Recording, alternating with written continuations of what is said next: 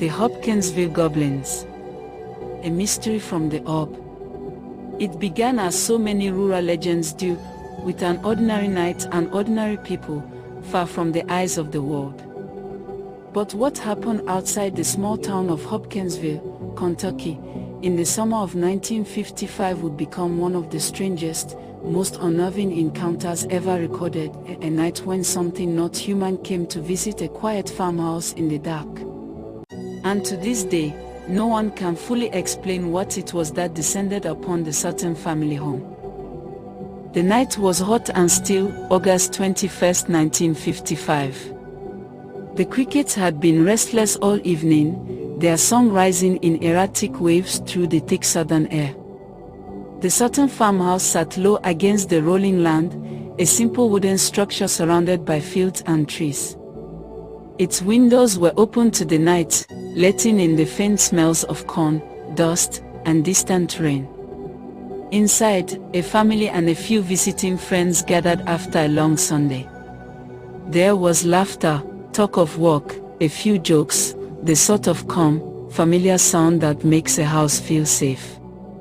But outside, something was watching. The first sign came as a faint shimmer, a pulse of light in the western sky. At first, it seemed like nothing more than a shooting star. Yet it moved oddly, gliding low over the treetops, silent and steady, before dropping out of sight beyond the nearby ridge. There was no sound of impact. No explosion. Just the hush of the night, and then, silence. For a while, nothing happened. Then, a new kind of quiet fell. The insects stopped. Even the frogs went still. The air felt heavy, like the calm before a storm that never comes. At the farmhouse, no one noticed the change at first. But in the darkness beyond the fields, something was moving. It slipped between the trees, a faint glint of silver skin, a glimmer of eyes that caught the moonlight. Small, but not human. Thin, but somehow deliberate. The family dog began to growl. It wasn't a loud growl, more like a low, continuous vibration that rolled through its chest. The animal's hackles rose, and its gaze fixed toward the edge of the yard where the woods began. The sound made the others uneasy. Still, there was no reason yet to think anything was wrong. Not until the dog bolted toward the trees, barking furiously, and then, abruptly, went silent. When the family went to the door to look, the yard was empty. The dog was gone. The only sound was the soft rustle of grass in the windless dark. Minutes later, a shape appeared at the edge of the field. It was small, perhaps 3 or 4 feet tall, but the way it moved was wrong. It seemed to glide more than walk, its limbs loose, almost boneless. The moonlight reflected off something metallic. The head was oversized, the eyes enormous, glowing with a faint, yellow-white sheen. The body looked too thin to support itself, with long arms that nearly touched the ground and hands ending in talon-like fingers. It stood for only a moment before it moved again, its body folding unnaturally as it approached the house. What happened next would turn a quiet Kentucky night into a siege. The Suttons were no strangers to the woods. They were country folk, used to foxes, owls, and the occasional stray animal. But this was not that. The shape outside the window pressed close enough for its eyes to reflect light from inside the room. The glow was startling, 2 bright orbs staring through the glass. Then, it vanished. Moments later, a sound came from the roof, a scraping, like metal against wood. Something was crawling over the house. Another shape appeared near the doorway, crouching low, almost frog-like. Its skin shimmered like wet aluminum under the moonlight.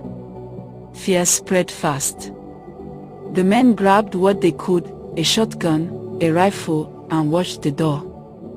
Outside, something scuttled across the yard. There was a flash of movement, a hiss, and a metallic ping as a bullet struck something that should have bled, but didn't. Instead, the creature flipped backward, almost weightless, and vanished into the shadows. Then came another. And another. For nearly 4 hours, the being circled the farmhouse, appearing and disappearing without sound. They moved with eerie precision, sometimes on 2 legs, sometimes 4, sometimes as if they floated just above the ground. Their large, reflective eyes were the only constant, pale and unblinking in the dark. The farmhouse became a fortress. Every sound felt magnified, the creak of the floorboards, the rattle of the shutters, the pounding of hearts that didn't dare to stop. No one spoke. No one knew what they were seeing. Occasionally, the creatures would press close, peering through windows, reaching toward the glass with clawed, delicate hands. One figure was seen hanging from the edge of the roof, its head turned completely sideways, eyes reflecting back like mirrors. And yet, for all the terror, the beings never broke the windows. Never forced their way in. It was as if they were curious, testing, observing, but unwilling to cross some unseen boundary. Hours passed like that, a strange dance of fear and restraint. Every so often, a flash of gunfire cut through the dark, but the creatures seemed unharmed. They would fall, float backward, and then reappear elsewhere, untouched. Around 11 p.m., the night reached its breaking point. The noise, the motion, the tension became unbearable. The family fled the house and drove toward Hopkinsville, the old truck bouncing along the dirt road as if chased by ghosts. When they reached the police station, their faces were pale, their voices shaking. The officers at first thought it was a prank, until they saw the genuine terror in their eyes. Within an hour, the quiet town of Hopkinsville erupted with activity. Police cars, military personnel, and curious locals surrounded the farmhouse, their flashlights cutting through the darkness. They searched the woods, the fields, the rooftop, finding nothing but bullet holes and the signs of struggle. One officer swore he saw a faint glow in the trees, just beyond the reach of the lights, but when he approached, it vanished. Another reported hearing something soft and high-pitched, like metal being bent underwater. But again, there was no proof. By dawn, the search ended. The fields were empty. The house was quiet. And the Suttons, still trembling, returned to find everything exactly as they had left it, except for the eerie sense that they had been watched the entire time. The next night, just as exhaustion began to dull the fear, something moved again outside the farmhouse. A faint rustle, a shadow slipping along the window. But by then, no one dared to stay. They packed what little they could and left the property for good. What they experienced that August night would become one of the most famous cases of alleged alien encounters in American history. The newspapers would call them Little Green Men, though the witnesses never described them that way. They spoke instead of silver skin, of luminous eyes, of movements that defied explanation. Over the decades that followed, skeptics would try to explain it away, saying it was an owl, a monkey, a prank gone wrong. Yet the evidence never quite fit. The creatures didn't behave like animals. They seemed intelligent, deliberate. And then there was the silence. The way the night itself had stopped, as if the natural world recoiled from whatever had come down from the sky. In later years, locals would claim to see strange lights over the same area, moving low and slow before vanishing behind the tree line. Hunters would whisper about noises in the brush that made their blood run cold, soft tapping sounds, too rhythmic for any animal. The farmhouse eventually fell into disrepair, and time erased most of the traces. But some said that on moonless nights, if you stand at the edge of the old property and listen, you can still hear something faint, like footsteps circling in the grass, or the distant hum of something watching from the tree. The Hopkinsville encounter remains unexplained, an event balanced perfectly between folklore and fact. The witnesses never recanted, never sought fame, never changed their stories. Whatever they saw, they believed it with every fiber of their being.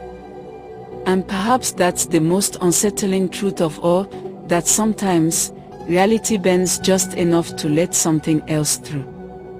Something that shouldn't be here.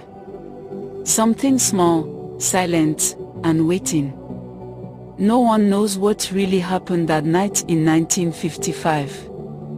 But if you find yourself alone in the countryside, and the night goes still, if the crickets stop singing, and the air turns heavy, perhaps it's best to head inside.